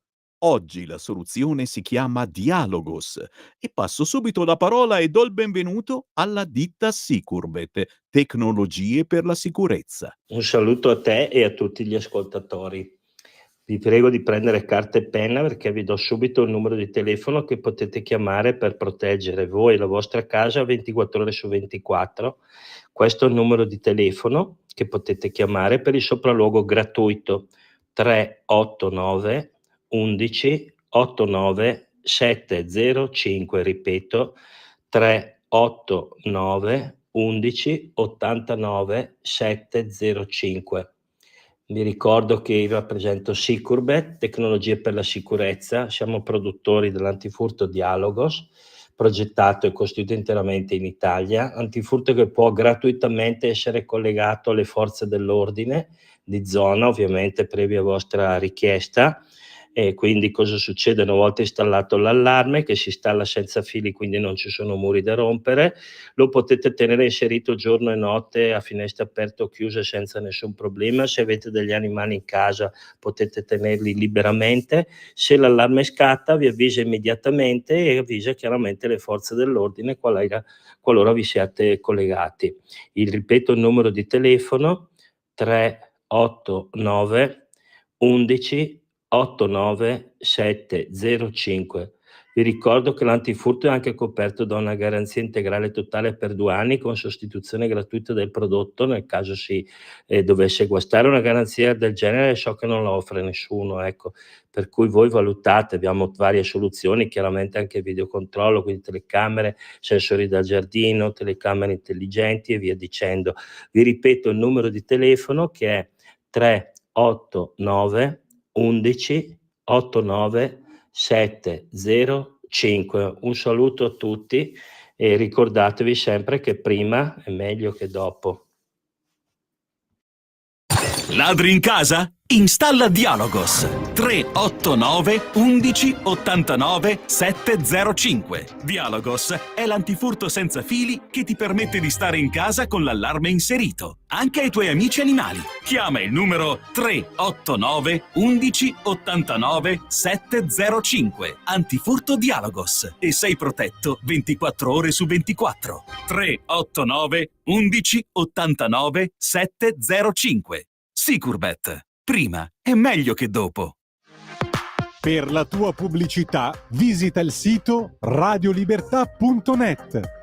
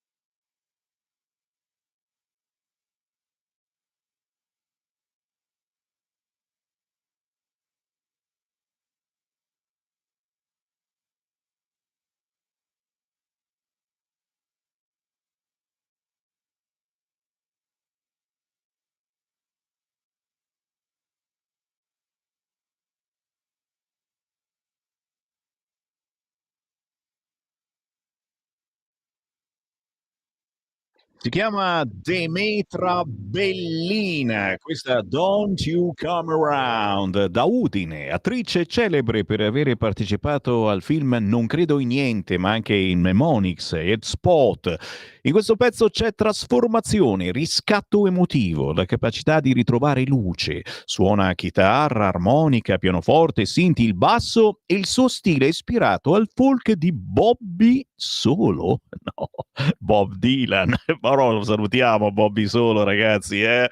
Vecchiettino ma in gambissima. Brava Demetra Bollina, Don't You Come Around, la canzone indipendente che Sammy Varin vi lancia ogni mezz'ora, è sempre diversa da quelle che ascoltate. Oggi vi ho fatto sentire anche Altalena Boy di Lucio Corsi, che parla male degli zingari che rubano addirittura i bambini. Qualcuno si è preoccupato perché prima ho detto abbiamo rischiato anche noi. Certo, ai tempi il collega Pierluigi Pellegrini conduceva una trasmissione che si chiamava Mai più senza, in cui si parlava esclusivamente dei crimini perpetrati da immigrati più o meno clandestini e naturalmente anche da zingari, rom, sinti e camminanti. E diciamo che qualche associazione ha voluto che specificassimo che non rubano tutti i rom, tutti gli zingari, no, alcuni rubano e dobbiamo specificarlo ogni volta, sappiatelo, vale anche per voi. WhatsApp al 340 6709 659, state lì in caldo perché poi vi leggo, ma sono in ritardissimo, mi scuso con la rassegna stampa e devo assolutamente andare sul quotidiano Il Tempo perché anche qui roba buona, si parla di vacanze romane in piazza. Spuntano i pullman pagati per manifestare con Elli e Serra e il caso finisce in Parlamento. L'Università di Parma ha organizzato la trasferta per docenti e studenti, interrogazione di Fratelli d'Italia all'evento di sabato scorso con i soldi dei contribuenti. Il messaggio sul sito dell'Ateneo, organizzato un pullman per studentesse, studenti e personale che desiderano partecipare alla manifestazione. Ma c'è di più e se ne volete sapere ancora di più c'è anche il quotidiano Libero che la racconta giusta. Intanto però sul Tempo scoppia un altro caso in Più Europa, quei 220.000 euro di Soros per la campagna di Soldo. La candidata Soldo pro cannabis vicino a Maggi, che ha tenuto fuori Renzi nel nord-est, ora si giustifica: tutti i contributi regolamentati non li ho spesi neanche tutti. Ma chi ha pagato? Punto di domanda. Abbiamo ricevuto alcuni finanziamenti elettorali legali e trasparenti da Soros, li rivendichiamo, e non è stata neanche eletta. Dan, da, da, dan, giro pagina. L'Unione Europea segue l'Italia. Ursula sposa il modello Albania, hub per i rimpatri in altri paesi sicuri e acceleriamo sugli stati sicuri. Giro di nuovo pagina, armi sì ma solo nazionali e senza fare altro debito, così Meloni trova la quadra la chiederemo poi a Claudio Borghi Aquilini alle 9.40, vediamo se riusciamo a trovarlo nel consueto collegamento del martedì. Sono sul quotidiano Repubblica che oltre al titolone Il giorno della verità, all'interno scrive: compromesso a destra sul voto in Parlamento, sparisce la parola riarmo, e intervista il sottosegretario Freni: con il via libera al piano il debito rischia un'impennata, nessuno vuole ricattare gli alleati, ma per noi è inaccettabile una spesa militare così alta. Il testo dei 5 Stelle: c'è tempo per decidere. Sottosegretario Freni: il piano europeo di riarmo arriva in Parlamento, la Lega voterà insieme a Fratelli d'Italia e Forza Italia? Chiede Giuseppe Colombo sul quotidiano La Repubblica al sottosegretario Freni. Sì, la Lega non ha mai pensato a una risoluzione autonoma, siamo il collante della maggioranza, strappi e litigi non ci appassionano, l'importante è avere le idee chiare sulla posizione da assumere nei confronti di questo piano. Non siamo al mercato, nessuno vuole ricattare gli alleati, capisco che per le opposizioni sia un concetto difficile da metabolizzare, dato che voteranno in ordine sparso, ma per il centrodestra fare sintesi è naturale. La Lega fa parte del della maggioranza tanto quanto gli altri partiti che la compongono. Portare avanti le nostre idee è un dovere nei confronti dei cittadini che ci hanno votato. Di più è nel DNA della Lega. I paletti? Dice Freni, per noi è inaccettabile un piano di riarmo da 800 miliardi finanziato a debito. Peraltro ad oggi riarm è solo una scatola vuota. Dovremmo indebitarci con la benda sugli occhi per ritrovarci poi a dover aumentare le tasse o a tagliare la spesa per la sanità?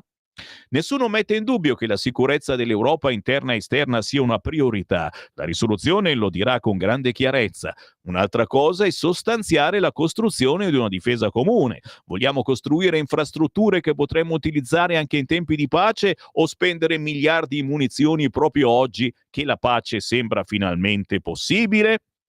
E qua mi fermo, ma naturalmente si fa accenno anche alla risoluzione dei 5 Stelle, assolutamente no riarm, che è poi quella che alla fine la Lega ha votato in Europa la scorsa settimana. Tan, ta, ta, tan. La Lega, pronti a schierarci con i 5 Stelle, scintille Meloni Salvini, poi la pace. Chiaramente è il titolone, chi lo scrive secondo me? Tommaso Ciriaco, ma soprattutto è un retroscena, ok?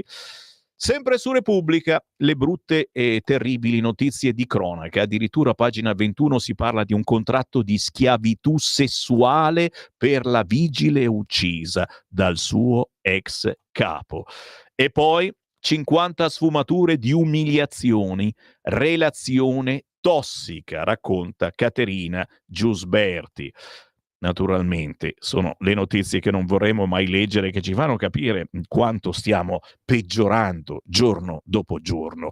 Ancora un giro veloce, pericolosissimo sul quotidiano La Stampa, pericolosissimo perché all'interno, a pagina 9, scrive: nel patto Meloni-Salvini i ruoli di NATO e Trump e no alla parola riarmo. Nella risoluzione di maggioranza garanzie pubbliche per i fondi alla difesa, tensione sul testo 5 Stelle, la premier alla Lega, non accetto l'astensione. E se ne parla chiaramente questa mattina alle 9:40, arriva Claudio Borghi Aquilini, giro giornale e sono sulla Verità. Occhio alle tasse sui conti correnti per caricare i fucili di Bruxelles. Sta parlando in questi giorni solo la Verità. La Commissione vuol collegare i risparmi agli investimenti sulla difesa. Per Giavazzi, consigliere di Draghi, che parla alle 10 questa mattina in Senato, dovremmo dirottare sugli armamenti il 4% dei soldi delle famiglie che oggi vanno alle aziende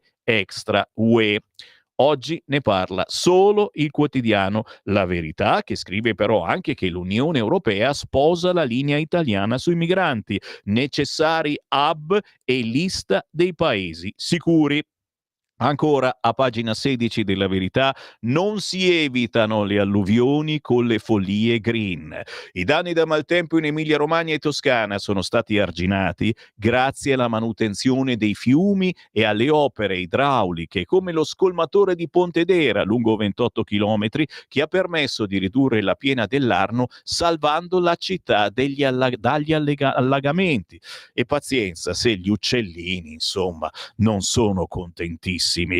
Siamo questa volta sul quotidiano Libero, come vi dicevo, mentre la citava a rotoli, i soldi di tutti i romani usati per un evento di parte, il sindaco deve spiegare, il sostegno economico a un'iniziativa orientata a sinistra è indifendibile, l'avesse fatto una giunta di centrodestra sarebbe già stata crocifissa. E poi oggi Draghi in Senato sull'Europa, l'uomo che ha sferzato l'Europa a dire solo no, ma a fare qualcosa per diventare più competitiva, arriva quest'oggi in Senato. In un'attesa audizione dovrà illustrare anche ai parlamentari italiani il suo rapporto presentato a Bruxelles, in cui si descrivono le 3 sfide che attendono il vecchio continente per rilanciarsi: innovazione, decarbonizzazione e difesa.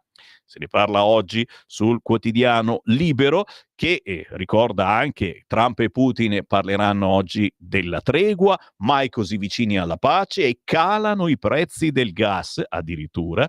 Ma Matteo Legnani ci ricorda anche la firma fasulla sotto le grazie di Biden, lo scandalo dell'autopenna. È stata contestata la validità dei decreti che concedono l'immunità ad amici e parenti di Joe Biden. Negli Stati Uniti l'hanno già chiamato lo scandalo dell'autopen, ossia della firma automatica generata da un'autopenna, e quella che sarebbe posta in calce a centinaia di documenti della Casa Bianca che l'ex presidente Joe Biden non avrebbe firmato di suo pugno, ma sarebbero invece stati firmati al suo posto dai suoi collaboratori o persone a lui vicine. Fango sull'Italia, c'è la manina di Soros. Altro articolo interessante su il quotidiano Libero a pagina 11. La ONG legata al magnate, le riforme di Roma minano lo Stato di diritto e promuovono l'autoritarismo. E naturalmente l'impresa della candidata Di Maggi, 220.000 euro per non venire eletta. Antonella Soldo finanziata dal banchiere rosso. In lista alle europee con Stati Uniti d'Europa, la 39enne pro cannabis non è riuscita a conquistare il seggio. Tanti soldi? Il partito puntava su di me. Tutto trasparente. Naturalmente, ve ne ho già parlato, quest'oggi il quotidiano Libero a pagina 12 mette in pagina, sì, Lucio Corsi sotto accusa perché discrimina i Rom. Il marionettista Nikolic gli dice: in una canzone Lucio Corsi canta che gli zingari rubano i bambini, ma è falso. Quello che viene raccontato in Altalena Boy è del tutto falso. Chiediamo di cambiare il testo. E naturalmente, mentre voi chiamate e apriamo le linee, lo 0292947222, vi faccio sentire un minuto, dico uno ancora, sì mi piace, di Lucio Corsi con Altalena Boy.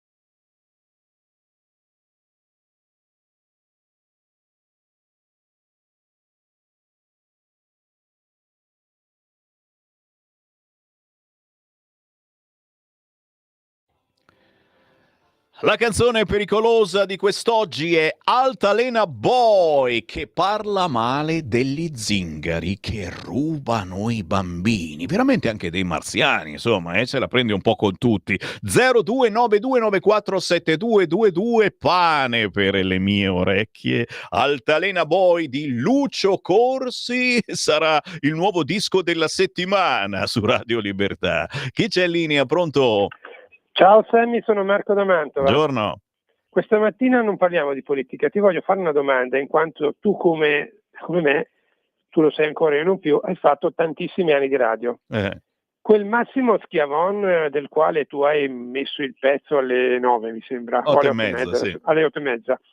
È lo stesso Massimo Schiavon che per molti anni ha collaborato con Enrico Ruggeri? Altra domanda difficile, mi fai sempre domande difficili. La canzone, scusami, mi è sfuggito il titolo. Massimo Schiavon, Capopassero, sì. Allora mi sono detto, ma Capopassero? E Sì. Ugo Mazzei. Mazzei, perché è veramente molto molto bella. Guarda, la mia domanda era questa: secondo me è quel Massimo Schiavon lì lo andiamo a cercare. Ha collaborato con Ruggeri. Grazie caro, lo andiamo a cercare e ti faccio sapere. Comunque tutto un bellissimo album. E scrivi The Bridge su YouTube, salta fuori un album stupendo che sto mandando un pezzo alla settimana, li sto mandando tutti quanti. Ugo Mazzei e Massimo Schiavon. Questa musica chiaramente non viene trasmessa dalle radio blasonate, nonostante sia intelligentissima ed elegantissima. Perché? Perché sono artisti che non pagano, e se non paghi le radio non ti trasmettono. Tranne noi. 0292947222. Pronto? Buongiorno, sono Giorgio da Monza. Buongiorno. In questi periodi si sente parlare molto spesso, in questo periodo di deliri europoidi, si sente parlare molto spesso del manifesto di Ventotene e di Altiero Spinelli. Quindi io volevo leggere una frase che Altiero Spinelli scrisse molti decenni fa e ve la leggo. Padre fondatore dell'Unione Europea, e mi raccomando, Altiero Spinelli è deputato europeo anche per la sinistra. La frase dice, per quanto non si possa dire pubblicamente, il fatto è che l'Europa per nascere ha bisogno di una forte tensione russo-americana e non della distensione. Così come per consolidarsi essa avrà bisogno di una guerra contro l'Unione Sovietica, da saper fare al momento buono. Quindi Altiero Spinelli, padre fondatore dell'Unione Europea, ebreo e massone, dicono le malelingue, proprio come Zelensky e come proprio il vostro amico Netanyahu. Ogni volta che c'è questa gente in mezzo c'è una guerra. Fate un po' voi. A proposito dei morti di Gaza che dovrebbero essere meno perché lo dice Hamas, in realtà sono di più, lo dicono gli inglesi, lo dicono gli americani, perché adesso che stanno rimuovendo le macerie trovano i corpi schiacciati come delle mortadelle sotto le macerie, di gente che è morta anche di fame perché non è stata potuta soccorrere. Voi continuate comunque con la vostra politica e vedrete che quanta strada farete. Buona giornata. Grazie. 02 92 94 72 22. Se chiamate in questo momento questo numero vi mettete in attesa per andare in onda su Radio Libertà. Luigi Schiavone scrisse un pezzo con Enrico Ruggeri per Fiorella Mannoia nel lontano 1987, ma era Schiavone e non Schiavon, come si chiama invece Massimo Schiavon. Chi c'è in linea? Pronto? Ciao Sammy, sono Luca da Colico. Poi Luca. Allora, periodicamente e con una certa frequenza sul giornale di Giavazzi, il Corriere della Sera di Fubini, finanziato sostenuto da Soros, vice direttore del Corriere, esce una campagna diffamatoria, usare questa parola, contro la sanità lombarda, con degli ipotetici, sondaggi che dicono che la metà dei cittadini non sono contenti, che è un disastro, eccetera, eccetera. Vedi anche la declassificazione del ranking della sanità lombarda, e Fontana aveva fatto una polemica. Io consiglio a tutti di leggere un articolo che c'è sul Corriere della Sera di un malcapitato italiano che si è rivolto alla sanità pubblica inglese, dove praticamente, faccio un rapido riassunto, non esistono i medici di base, l'unica possibilità è andare in un pronto soccorso dove appena arrivano ti mettono un ago nel braccio perché se c'è bisogno sei già pronto. Questo per ben 2 o 3 volte che è andato, ha fatto questa esperienza, è stato 24 ore senza che nessuno lo guardasse, e quando è andato alla sanità privata per 4 giorni di ricovero non ne ha fatto niente, ha speso 10.000 euro. Quindi ragazzi, prima di insultare la sanità lombarda, che è un'eccellenza, io direi di guardare anche cosa succede non in Uganda o in Brasile o in paesi del terzo mondo, ma nella civilissima sanità inglese, Regno Unito, dove tra l'altro la maggior parte degli operatori non sono inglesi e parlano a malapena inglese. Ti ringrazio, Sammy. Sono io che ringrazio te per averlo ricordato e non dico che dobbiamo accontentarci della nostra sanità, ma pensare che in altre situazioni bisogna tirar fuori la carta di credito. Quelli che criticano Lucio Corsi sono forse gli stessi che osannano Vasco Rossi? Quel razzista e maschilista che cantava "È andata via con il negro la Troia"? Dal Vangelo secondo Ursula: questo è il mio comandamento, che vi armiate gli uni gli altri come io ho vaccinato voi. 0292947222. Ascoltatori belli tosti quest'oggi. Pronto? Pronto, buongiorno, Quella. sono Luisa. Ciao. Sammy, sei favoloso. Bacio, voglio bacio, dire bacio. che sarebbe ora che mandassero in pensione quelle due belle persone che ci sono in Europa, che stanno rovinando tutto. Poi, grazie per la cavalcata delle Valchirie, favolosa, però quello che rovina tutto, quei gatti che hanno rotto l'anima. Ciao Sammy. Ciao dolcezza, ci mancherebbe altro. La cavalcata delle Valchirie è merito del nostro regista Francesco e ringraziate lui, perché la mattina si deve fare coraggio, deve sciropparsi 2-3 ore di Sammy Varin e sai, voi potete cambiare un attimo, girare eccetera, lui deve per forza ascoltarmi, capisci? Quando la Russia avrà perso la pazienza e comincerà veramente la guerra contro l'Europa, ci saranno i volenterosi che ci proteggeranno, puntini puntini.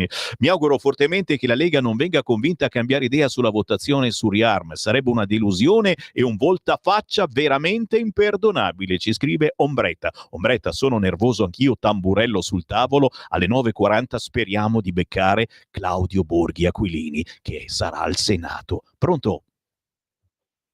Sono Gianni da Genova, ciao. Oi. Sammy. Mi senti? Sì. Pronto, ecco, volevo dire questo, a parte il disastro che ti ho detto di ieri, ma chi è il nemico dell'Europa? Facciamoci un po' una domanda, chi è il nemico dell'Europa? Il primo nemico. I primi nemici sono purtroppo la NATO, che ci ha creato tutti questi casini dal 99, quando c'era ancora Umberto Bossi, che ha detto stiamo attenti lì con la Serbia, adesso c'è la Repubblica del Kosovo, islamici. E poi sono i turchi, che lo sono sempre stati da quando è morto Maometto nel 632, che hanno cominciato a occupare con la scimitarra eccetera tutte le coste lì dall'Egitto, che c'erano i copti, il 99% degli abitanti erano cristiani copti, che sono stati ammazzati, compagnia cantante, sono arrivati in Spagna nel 711, che poi si è liberato nel 1492, grazie anche all'aiuto della Repubblica di Genova, che la Repubblica di Genova nel 935 d.C. è stata massacrata dai musulmani, la città di Genova, che poi ci siamo rifatti sia con la Repubblica di Pisa eccetera, che l'abbiamo sconfitti parecchie volte. Poi quello che è successo nel 1683, prima nel 1500 erotti a Lepanto. I nostri nemici sono sempre stati turchi e l'Islam.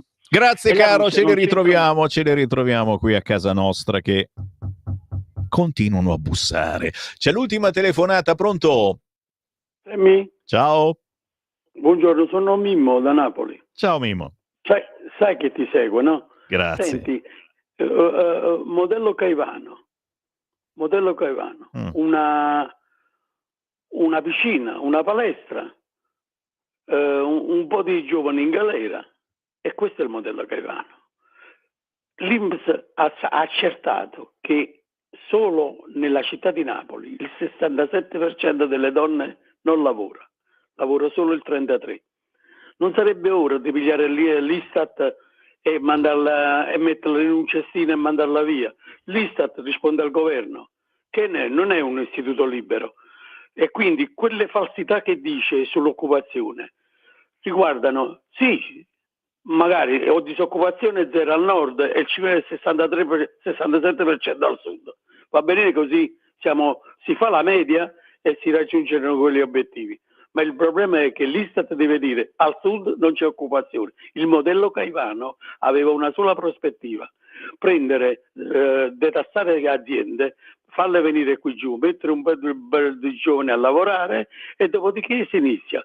Se poi invece attraverso la televisione di regime, che è Rete 4, venite a lavorare al nord per guadagnare 1.500 e 1.000 di affitto, allora evidentemente qualche cosa tra le due Italie, perché sono due Italie completamente diverse, non esiste. C'è l'Italia ricca e opulenta e c'è l'Italia che ha 4 milioni di disoccupati. Vero. Grazie davvero, Mimo. Un abbraccione a te e all'altra Italia. È giunto il momento che Bergoglio si dimetta, ci scrive Antonella. Ed è giunto anche il momento che Sammy Varin dia spazio ai colleghi, ma io ritorno tra pochissimo alle 9:40.